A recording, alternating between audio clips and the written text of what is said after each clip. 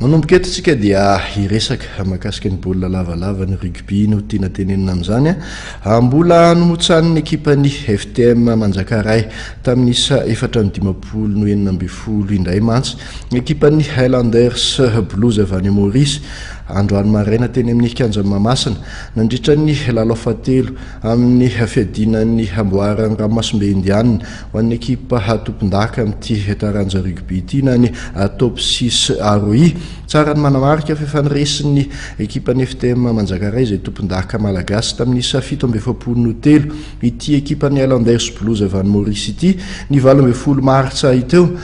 tany Maurice tao an-taniny moa zareo maorisianina resy tamin'ny isa 7-23 niezaka ny nanohatra ihany ireto ekipa maorisianina ireto nandritra ity lalao miverina natao tetsy amin'ny kianjan'i Mahamasina ity saingy teo amin'ny fidirana voalohany ihany navita nanohatra teo amin'ny fidirana faharoa dia nanjakan'ny malagasy hatramin'ny farany lalao. Navita nanarina ny tsy fahombiazany tamin'ny ady sala azo nanoloana ny ekipan'ny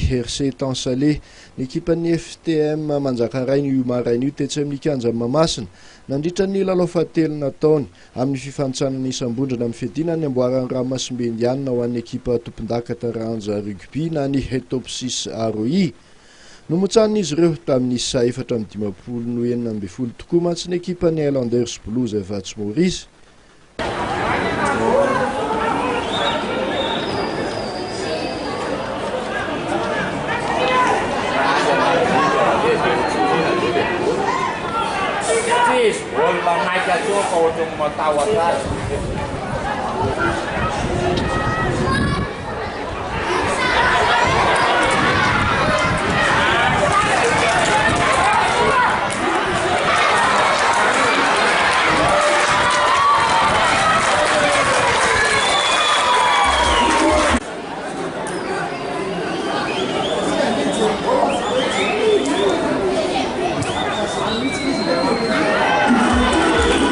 Tsiahivina fefalavin'ny FTM tamin'ny isa 7-23 tany an-taniny ireto ekipa maorisianina ireto ny 20 martsa lasa teo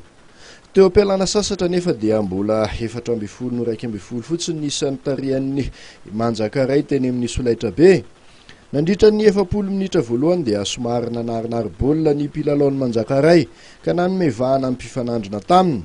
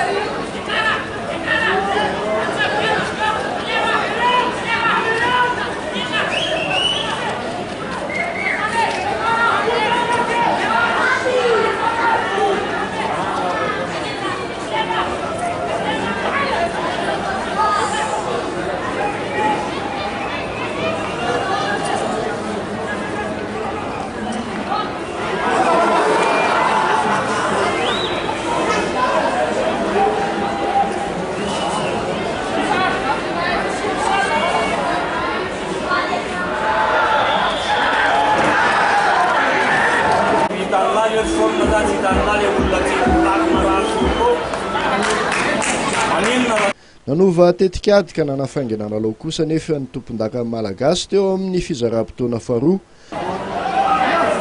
Amin'ny efatra aloha ouverture ka lisan'ny manao émission aloha mihitsy mampatonga nanao an'izay.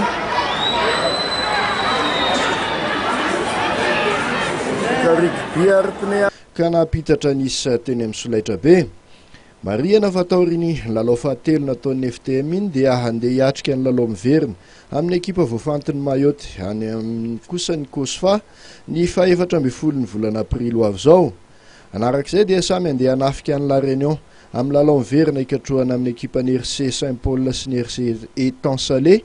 ireo solotena malagasy roa ireo ny 20 aprily. Aorian'izay moa no anatanterahana ny fifandonana eo amin'ny famaranana amin'ny top 6 Aroi ity any La Réunion ny 20 aprily io avy izao. Atao Mahamasina zao lasa tamin'ny 20 dia Manjakaray sy Maurice.